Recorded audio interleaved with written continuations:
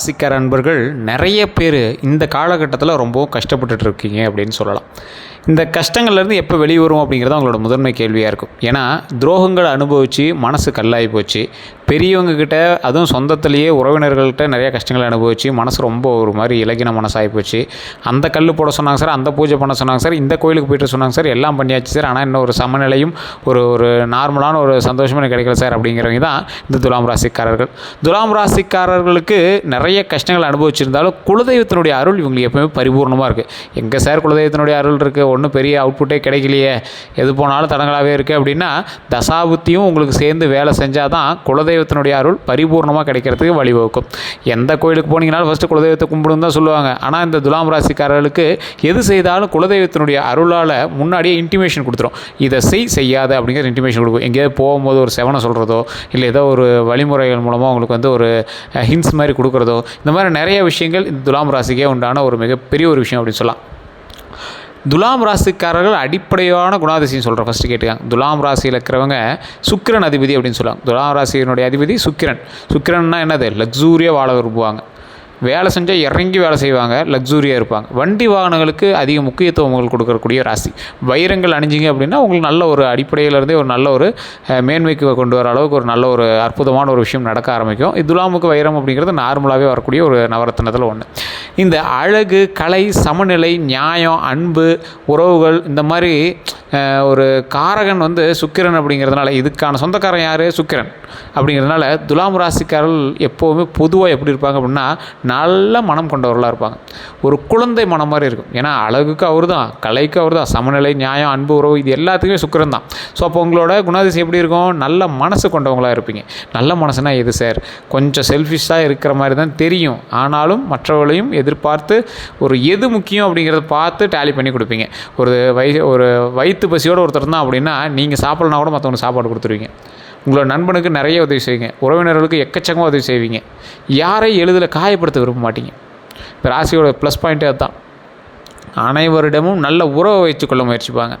அழகு மற்றும் ஒழுங்கை விரும்புவாங்க. அழகாக இருக்கணும், அதே அளவு ஒழுக்கமாக இருக்கணும் அப்படிங்கிற மாதிரி இருப்பாங்க. நீதி உணர்வு அதிகமாகவே இருக்கும் இந்த ராசிக்காரர்களுக்கு. நீதி உணர்வுனா என்ன சார்? ஒரு விஷயம் எடுத்தோம் அப்படின்னா அதில் சரியாக நடந்துக்கணும். கடவுள் யாருக்கு தெரிஞ்சாலும் தெரியலனாலும் என் மனசாட்சிக்கு தெரியும் சார், நான் கரெக்டாக நடந்துக்கணும் அப்படிங்கிற மாதிரி இருப்பாங்க. பிறருக்கு உதவணும் அப்படிங்கிற எண்ணம் அதிகமாகவே இருக்கக்கூடிய ஒரு ராசி இந்த ராசி. குடும்ப உறவுகளை மதிப்பாங்க. குடும்ப உறவுகளுக்கு ரொம்ப முக்கியத்துவம் கொடுப்பாங்க. இந்த ராசிக்காரங்க இந்த விஷயங்கள் பண்ணாலும் சில விஷயத்தில் பலவீனங்கள் இருக்குது. எல்லாரையும் நம்பிவிடுவாங்க. எல்லாரையும் நம்புறது என்னது? குழந்த மாதிரி தான். யார் எது சொன்னாலும் அப்படியா சரிப்பா அப்படின்னு நம்பிடுவாங்க.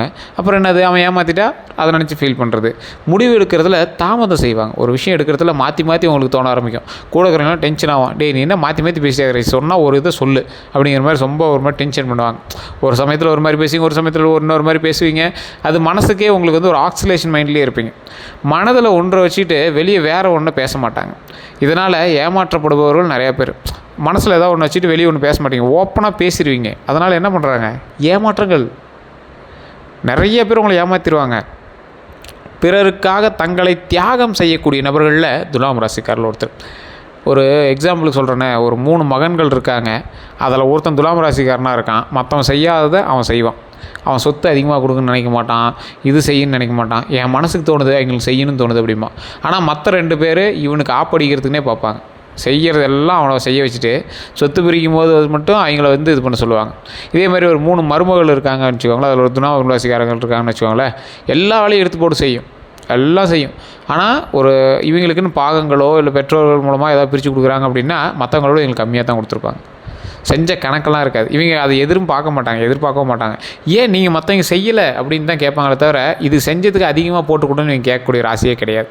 அந்தளவுக்கு ஒரு உன்னதமான ராசி இவங்க. இதுவரை இவங்கள் அனுபவித்த துரோகங்கள் அப்படின்னா, நண்பர்களால் ஃபஸ்ட்டு ஏமாற்றப்பட்டிருப்பாங்க. 2வது உறவினர்களால் சொத்து விஷயத்தில் பாதிக்கப்பட்டிருக்கலாம். காதலில் மனவேதனை சந்திச்சிருக்கலாம். தொழிலில் தாங்கள் வளர்த்தவர்களே எதிரியாக மாறியிருக்கலாம். ஒரு எக்ஸாம்பிளுக்கு நீங்கள் ஒரு தொழில் பண்ணிட்டுருக்கீங்க அப்படின்னா, உங்கள்கிட்ட வேலை செஞ்சவன் உங்கள் சொந்தக்காரனாக இருப்பான், நண்பனாக இருப்பான். ஆனால் அவனே போய் தனியாக ஒரு செட்டை போட்டு அட்டையை போட்டு நீங்கள் செஞ்ச அதே கம்பெனியை திருப்பி ஒரு சின்ன ஒரு இதாக ஆரம்பிச்சிருப்பான். சின்னதாக ஆரம்பித்தாலும் உங்களோட நம்பிக்கை துரோகத்தை இது பண்ணிட்டான்ல. ஸோ அது ஒரு பெரிய விஷயம் தானே. இவங்க செய்த நன்மைக்கு பதிலாக சிலர் தீமை செய்த அனுபவம் வாழ்க்கையில் பல முறை இவங்க சந்திச்சிருப்பாங்க, வந்திருக்கும். வாழ்க்கையில் நிறையா வந்திருக்கும். ராசிக்காரங்க தான் முன்னாடி சொன்னேன், துரோகங்கள் அதிகமாக சந்தித்த ராசி துலாம் ராசி. தற்போது சந்திக்கக்கூடிய பிரச்சனைகள் அப்படின்னு பார்க்கும்போது 2025 இறுதியிலிருந்து 2026 தொடக்க காலம் வரைக்கும் துலாம் ராசிக்காரர்களுக்கு நிறைய விஷயங்கள் நடந்துச்சு. அதற்கு பிறகு 2026 தொடங்கி 6 மாதம் ஆக போது இன்னும் அந்த பிரச்சனைகள் தீராமல் இருக்குது. அப்படின்னா பண விஷயம், வருமானம் இருந்தும் சேமிப்பு இல்லை சார். சேமிக்குன்னு நினைக்கிறேன் சார், ஆனால் ஏதோ ஒரு செலவு வந்து பண்ணுது, அது பண்ணியே ஆகணுங்கிற மாதிரி ஒரு கட்டாயம் ஆகி போயிடுது. அப்படியே இல்லையா, இல்லை பழகிட்டோமோ என்னமோ தெரியல, ஒரு 10,000 மீதியாக இருக்குது, 10,000 ஒரு 1,000 மீதியாக இருக்குன்னா கூட அதில் ஏதாவது ஒரு பொருள் வாங்க தோணுது.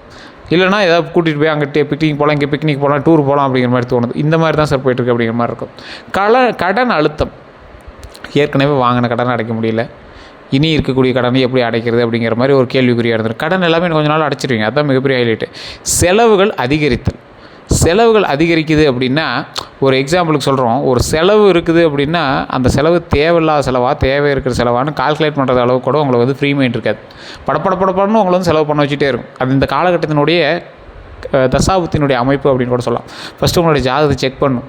பிறந்த தேதி, பிறந்த நேரம், பிறந்த ஊர் கால்குலேட் பண்ணி பாருங்கள். லோக்கலில் ஒரு ஜோதிடர் எடுத்து கொடுத்து சார் இது எப்படி இருக்குது, என்ன தான் நடக்குது, ஒரு தெளிவாக சொல்லுங்கள் அப்படின்னு சொல்லுங்கள். இல்லை சார் லோக்கலில் எனக்கு செட் ஆகலை அப்படிங்கிறீங்க மட்டும் கீழே ஒரு நம்பர் கொடுத்துருக்கேன், பிரபல ஜோதிடருடைய நம்பர். ஃபோன் பண்ணி நீங்கள் வந்து பேசி தெரிஞ்சுக்கலாம். பிரபலமான ஜோதிடர், ஒரு விவிஐபி ஜோதிடர், ஆக்ட்ரஸ்க்கு, அரசியல்வாதிகளுக்கு மட்டுமே ஜோதிடம் பார்க்கக்கூடியவர். ஸோ நம்மளோட வேண்டுகோளுக்கு இணங்க நம்மளுக்கு வந்து நம்பர் கொடுத்துருக்காரு.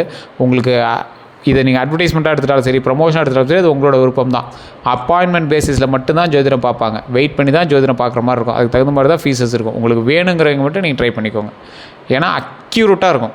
ஏன்னா அவ்வளோ அக்யூரேட்டாக இருக்கிறதுனால தான் மிகப்பெரிய பிரம்மாண்ட அரசியல்வாதிகளும் இன்றைக்கி நீங்கள் ரொம்ப வியப்பாக பார்க்கக்கூடிய பல அரசியல் பிரமுகர்களும் நிறைய பேர் அவர்கிட்ட தான் ஜோதிடம் பார்த்துட்ருக்காங்க. உங்களுக்கு வேணும்னா நீங்கள் வந்து பயன்படுத்திக்கலாம். அதே போல் இந்த ராசிக்காரர்கள் குடும்ப விஷயத்தில் கணவன் மனைவி கருத்து வேறுபாடுகள் கொஞ்சம் அதிகமாகவே இருக்கும்.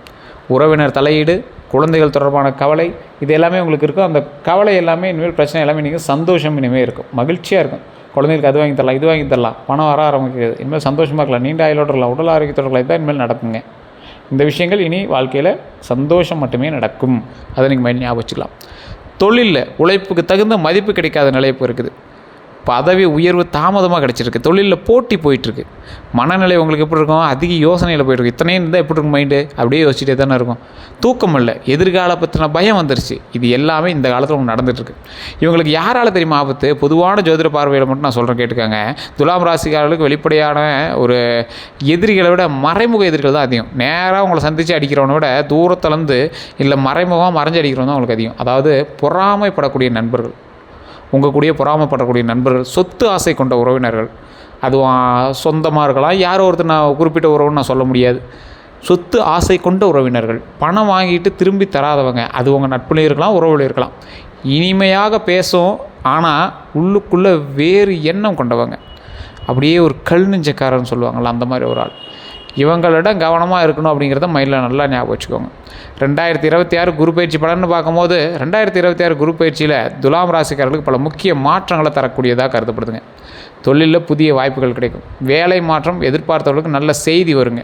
வெளிநாட்டு தொடர்புகள் உருவாகும். வியாபாரத்தில் புதிய வாடிக்கையாளர்கள் கிடைப்பாங்க. பண விஷயத்தில் வருமானம் மெதுவாக உயரும். பழைய கடன்கள் அடைக்கக்கூடிய வாய்ப்பு, தடைப்பட்ட பண கைக்கு வரக்கூடிய ஒரு தருணமாக அமையுது. திருமணத்தில் திருமண தடை நீங்கும். நல்ல வரனமையும். குடும்ப வாழ்க்கையில் முன்னேற்றம் அதிகரிக்குங்க. தமிழ் புத்தாண்டு 2026 முதல் நிலைன்னு பார்த்தா, தமிழ் புத்தாண்டு ஆகி 1 மாதம் ஆகுது சார். இப்போ என்ன சார் அதை செக் பண்ணோம் அப்படின்னா, நல்லா வச்சு பாருங்கள். இந்த ஜூன் மாதம் வரைக்கும் வந்து பார்த்திங்கன்னா புதிய தொடக்கங்கள் இருக்கும். வேலைவாய்ப்பு, பயணங்கள் எல்லாமே உண்டாகும். ஜூலை டு செப்டம்பரில் பண வரவு அதிகரிக்குங்க. கொஞ்சம் ஸ்லோவாக தான் இருக்கும், ஆனால் ஓரளவுக்கு பரவாயில்லையாகவே இருக்கும். நீங்கள் எதிர்பார்த்த அளவுக்கு இல்லைனாலும் ஓரளவுக்கு இருக்கும். உங்களை வந்து சாட்டிஸ்ஃபை பண்ணுற அளவுக்கு இருக்கும். குடும்ப மகிழ்ச்சி உண்டாகும். வீட்டில் சுப நிகழ்ச்சிகள் நடக்கும். அதனால் உங்களுக்கு மைண்ட் வந்து கொஞ்சம் கிளியரன்ஸ் இருக்கும். அந்த வேலையிலேயே உங்களுக்கு வந்து மைண்டு போடுற மாதிரி இருக்கும். அக்டோபர் டு டிசம்பரில் சொத்து யோகம் உண்டாகுது. நீங்கள் சொத்து வாங்கணும்னு ஆசைப்படுறீங்க, இல்லை சொத்து சம்மந்தப்பட்ட விஷயங்களில் வந்து நீங்கள் ஈடுபடுறீங்க, இல்லை சொத்து விஷயத்தில் வீடு கட்டுறீங்க, இல்லை சொத்தில் ஏதாவது ஒரு ஆல்ட்ரேஷன் பண்ணுறீங்க, கரை கட்டுறீங்க, வீடு விவசாயம் பண்ணுறதுக்கு ஆரம்பிக்கிறீங்கன்னா அந்த மாதிரி யோகங்கள் உண்டு. வாகன யோகம், 2 வீலர் வாங்கலாம், எலக்ட்ரிக் வண்டி வாங்கலாம், கார் வாங்கலாம், இந்த மாதிரி உண்டு. பதவி உயர்வுமே உண்டு. பதவி உயர்வு வந்து பெரிய ப்ரமோஷன்ஸ் வந்து தசாபதி பொறுத்தான் வாய்ப்புகள் உண்டு அப்படிங்கிறத மென்ஷன் பண்ணிக்கிறோம். பதவி உயர்வுக்கான வாய்ப்புகள் இருக்குது அப்படிங்கிறத மட்டும் சொல்லலாம். 2027 தொடக்கிறதுக்கான அடைதளம் இதுதான். அதுக்கான அடித்தளம் இப்போ தான் நீங்கள் போகிறீங்க, பேஸ்மெண்ட்டே இப்போ தான் போகிறீங்க. இந்த காலத்தில் செய்யக்கூடிய முயற்சிகள் வந்து அடுத்த சில ஆண்டுகளுக்கு அடித்தளமாக அமையுங்க. இந்த காலம் எந்த காலம்? இன்னும் இப்போ இருக்கக்கூடிய 5-6 மாதத்தில் நீங்கள் பண்ணக்கூடியதெல்லாம் பேஸ்மெண்ட்டு. சொத்து பலன் அப்படின்னு பார்க்கும்போது 2027 துலாம் ராசிகளுக்கு நிலம் வாங்கக்கூடிய யோகம் உண்டாகுது, வீடு கட்டும் யோகம் உண்டாகுது, பூர்வீக சொத்து தொடர்பான பிரச்சனைகள் தீரக்கூடிய வாய்ப்புகள் அமையுதுங்க சிலருக்கு. இதில் ஒரு சிலருக்கு எப்படி இருக்குது அப்படின்னா, நீண்ட காலமாக விற்க முடியாத சொத்துக்கள் விற்கலாம், நீதிமன்ற வழக்குகள் சாதகமாக முடிவடையலாம். வண்டி வாகன பலன் அப்படின்னு பார்க்கும்போது 2026 புதிய இருசக்கர வாகனம், கார் வாங்கக்கூடிய வாய்ப்பு, பழைய வாகனத்தை வந்து மாற்றக்கூடிய யோகம் இருந்தாலும் அவசர வேகத்தை தவிர்த்துக்காங்க. புதிய வண்டி வாங்குறீங்க, கார் வாங்குறீங்க அப்படின்னா அவசர வேகமாக தவிர்த்துக்காங்க. வாகன பராமரிப்பில் கவனம் தேவை, ரொம்ப எச்சரிக்கையாக கவனமாக பண்ணணும். திருமண வாழ்க்கை அப்படின்னு பார்க்கும்போது திருமணமானவர்களுக்கு புதிய புரிதல் அதிகரிக்கும். இத்தனை நாள் அவனை தப்பாக புரிஞ்சிட்டோம், இவனை தான் சரியாக இருக்கான் அப்படிங்கிற மாதிரி புரிதல் ஏற்படும். பழைய பிரச்சனைகள் குறையுங்க. பழைய பிரச்சனைகள்லாம் எந்த மாதிரி பிரச்சனைகள்? தேவையில்லாத உங்களுக்கு இருந்த சந்தேகங்கள், அவர் மேலே இருந்த ஒரு பயம், இது எல்லாமே குறைய ஆரம்பிக்கும். திருமணம் ஆகாதவங்களுக்கு நல்ல வரன் அமையும். இந்த காலகட்டம் உங்களுக்கு ஒரு அற்புதமான காலகட்டம். தடைப்பட்ட பேச்சுகள் மீண்டும் தொடங்கக்கூடிய ஒரு காலகட்டமாக அமையுது. குழந்தைகள் தொடர்பான பலன் அப்படின்னு பார்க்கும்போது குழந்தைகளின் கல்வியில் முன்னேற்றம் உண்டாகும், வெளிநாட்டு கல்வி வாய்ப்பு உண்டாகும், குழந்தைகள் மூலம் மகிழ்ச்சி உண்டாகுங்க. குழந்தைகள் மூலம் மகிழ்ச்சினா எந்த அளவுக்கு மகிழ்ச்சியாக இருக்கும் அப்படின்னா, தொழில் மற்றபடி எந்த ஒரு விஷயமா இருந்தாலும் அதில் வந்து முன்னேற்றம் காணப்படும் ஒரு விஷயமாக அமையுதுங்க. உடல் நலம் அப்படின்னு பார்க்கும்போது கவனிக்க வேண்டியதுன்னு பார்த்தா முதுகு வலி, கழுத்து வலி, சர்க்கரை அளவு, உடல் எடை, யோகா மற்றும் நடைப்பயிற்சி நன்மையை தருங்க. இது எல்லாமே ரொம்ப அற்புதமான நன்மையை தரும். அடுத்த 12 நாட்கள் எப்படி இருக்கும் அப்படின்னா, 1 to 3 நாளில் மன அழுத்தம் குறையும், நல்ல தகவல் வருங்க. 4 to 6 பண வரவு கிடைக்கும், பழைய நண்பரை வந்து சந்திக்கக்கூடிய வாய்ப்பு உண்டுங்க. குடும்பத்தில் மகிழ்ச்சி உண்டாகும், நிலுவையில் இருந்த வேலை முடியுங்க. ஏதாவது ஒரு வேலை பெண்டிங்கில் இருக்குது, தொழில் பண்ணும்போது இந்த வேலை இருந்துச்சு சார், அது கொஞ்சம் பெண்டிங்கில் இருக்குது அப்படின்னா அதெல்லாம் கொஞ்சம் கம்ப்ளீட்டாக முடிய வரைகிறதுக்கு வாய்ப்பு உண்டு. 10 to 12 நாளில் புதிய வாய்ப்பு உண்டாகுதுங்க. புதிய வாய்ப்புனா எந்த மாதிரி வாய்ப்பு? நீங்கள் எதிர்பார்த்து காத்திருந்த வாய்ப்பாக இருக்கலாம், இல்லை உங்களையே வந்து டைவர்ட் பண்ணக்கூடிய அளவுக்கு ஒரு புதிய வாய்ப்பாக இருக்கலாம். தொழிலில் முன்னேற்றம் அடைவீங்க, முக்கியமான ஒரு முடிவுகள் எடுக்கிறதுக்கான ஒரு அற்புதமான காலகட்டமாகவும் அமையுது. துலாம் ராசிகளுக்கான முக்கியமான செய்தி அப்படின்னா, இந்த ராசிக்காரங்க அனுபவித்த கஷ்டங்களை உங்களது பலவீனத்தை அல்ல, அதாவது இத்தனால் நீங்கள் அனுபவித்த கஷ்டங்கள்லாம் உங்களோட பலவீனத்தை அல்ல, வலிமைப்படுத்த உங்களுக்கு வந்து பல தடைகள், ஏமாற்றங்கள், நம்பிக்கை துரோகங்கள் இருந்திருந்தாலும் 2026 தமிழ் புத்தாண்டுக்கு பிறகு வாழ்க்கையில் மெதுவான முன்னேற்றமும் நிலைத்தன்மையும் வளர்ச்சிக்கான வாய்ப்புகள் அதிகரிக்கும் அப்படிங்கிறது ஒரு பாரம்பரிய ஜோதிட கருத்துக்களாக கூறப்பட்டாலும், பொறுமை, திட்டமிடல், பண ஒழுக்கம் மற்றும் சரியான முடிவுகள் உங்களோட முன்னேற்றத்திற்கு முக்கிய பங்காற்றும் அப்படிங்கிறது மைண்டில் நல்லா ஞாபகம் வச்சுக்கோங்க. இந்த ராசிக்காரங்களுக்கு ஒரு 3 விஷயம் மட்டும் நான் மெயினாக சொல்லணும். இந்த ராசிக்காரங்க திருமணம் ஆகாமல் இருக்கிறவங்களாக இருந்தாலும் சரி, அல்லது திருமணம் முடிந்து சண்டை சச்சரவோடு இருக்கக்கூடிய ராசிக்காரங்க இருந்தாலும் சரி, துலாம் ராசிக்காரங்களுக்கு மெயினாக நான் சொல்கிறேன். இந்த ராசிக்காரங்க திருச்செங்கோடு அப்படிங்கிற ஊர் இருக்குது. இது எல்லா வீடியோலையும் நான் சொல்கிற விஷயங்கள் தான். இந்த கோயிலுக்கு கண்டிப்பாக போயிட்டு வாங்க, மிகப்பெரிய நன்மை உண்டு. திருமணம் ஆகாமல் இருந்தவரும் சரி, திருமணம் ஆடையும் சரி. இந்த கோயில் ஒரு விசேஷமான சில விஷயங்கள் இருக்குது. என்ன அப்படின்னா, இந்த கோவிலில் திருமணம் ஆனவங்க ரெகுலராக போய் மாலை மாற்றுவாங்க, அதாவது தம்பதி சமேதராக போய் மாலை மாற்றுவாங்க. அங்கே இருக்கக்கூடிய அர்த்தநாரீஸ்வரர் சிலை சக்தியும் சிவனும் சேர்ந்து உள்ள சிலையாக அமைஞ்சிருக்கும். அங்கே இருக்கக்கூடிய வேலவன் சிலை செங்கோட்டு வேலவன் அப்படின்னு சொல்லுவாங்க, அதாவது திரு செங்கோடு வேலவன் அப்படின்னு சொல்லுவாங்க. அங்கே வந்து மேலே உச்சி பிள்ளையார் இருக்கார். இப்போ யார் யார் வந்துட்டாங்க? சிவன், பார்வதி, விநாயகர், முருகர் 4 பேரும் குடும்ப சமேதர்களாக காட்சியளிக்கக்கூடிய ஒரு ஸ்தலம். அந்த ஸ்தலத்தில் போய் திருமணமானவங்க குழந்தைகளுக்காக வேணாலும் சரி, அல்லது திருமண பிரச்சனைகள் தீரணும்னு வேணாலும் சரி, அல்லது திருமணம் ஆகணும்னு வேணாலும் சரி, அற்புதமான ஒரு ஸ்தலம். இந்த ஸ்தலத்துக்கு போயிட்டு வாங்க. அந்த 1200 படிக்கட்டுகள் இருக்கும். படிக்கட்டு எப்படி சார் ஏற முடியுமான்னு கேட்டால், வண்டி வாகனங்களும் மேலே போகுது, ரோடே இருக்குது, கோயிலுக்கே பஸ் இருக்குது. சைடில் போனீங்க அப்படின்னா அந்த படிக்கட்டு வழியாக போகும்போது 60 அடி பாம்பு சிலை இருக்கும், அதுக்கு பூஜைகள்லாம் நடத்தப்படுது. அந்த இடத்துல போய் வழிபட்டுட்டு வாங்க. ரொம்ப அற்புதமான ஒரு இடம், அற்புதம்னா அற்புதம், அவ்வளோ பெரிய சக்தி வாய்ந்த இடம். வெள்ளை தசபாசானத்தால் செய்யப்பட்ட சிலைகள். அர்த்தநாரீஸ்வரருக்கு முகம் காட்ட மாட்டாங்க, முகம் வந்து அப்படியே சாஃப்டாக இருக்கிற மாதிரி மொழுகுன மாதிரி இருக்கும். வேலவருக்கும் அதே மாதிரி மொழுகுன மாதிரி இருக்கும். ரெண்டுமே வெள்ளை தசபாசானத்தால் செய்யப்பட்டது. அர்த்தநாரீஸ்வரருக்கு பூஜை பண்ணும்போது ஒரு கால் மட்டும் அந்த துணியை அப்படியே லைட்டாக தூக்கி காட்டுவாங்க, காலில் கொலுசு இருக்குது பாருங்கள் அப்படின்னு காட்டுவாங்க. அது அங்கே இருக்கக்கூடிய மரபு, இறைவனை பார்த்து வணங்குறதுக்கான ஒரு முக்கியமான மரபாக அந்த இடத்துல கருதப்படுது. அவ்வளோ அற்புதமான ஒரு ஸ்தலம் அர்த்தநாரீஸ்வரர் ஆலயம். மிகப்பெரிய சக்தி வாய்ந்த ஸ்தலம், மிகப்பெரிய ஆன்மீக ஸ்தலம் அப்படின்னு சொல்லுவாங்க. இந்த இடத்துக்கு போயிட்டு வந்தீங்க அப்படின்னா கண்டிப்பாக திருமண ரீதியான பிரச்சனைகள் தீரும், குழந்தை பேர் இல்லாத குழந்தை பேர் உண்டாகும், திருமணம் ஆகாதவங்க திருமணம் நடக்கும். அதே போல் குழந்தை பேருக்காக மட்டுமே வேண்டிகிட்டு இருக்கிறவங்க இந்த கோயிலுக்கு போயிட்டு வாங்க.